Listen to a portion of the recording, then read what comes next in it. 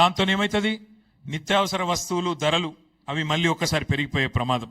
ఇప్పటికే మీకు తెలుసు రూపాయి విలువ పాతాళానికి పోతా ఉన్నది. ఇంకో దిక్కు సిలిండర్ల ధర ఆకాశంలోకి పోతున్నది.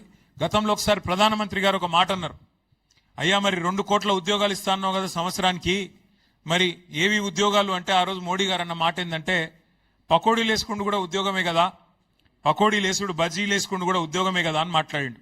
కానీ అలా పకోడీలు వేసుకుందామంటే కూడా వేసుకోలేని పరిస్థితి ఈ సిలిండర్ల ధర పెంచి వాళ్ళని కూడా చావగొట్టిన ఘనత కేంద్ర ప్రభుత్వానికి దక్కుతా ఉన్నది.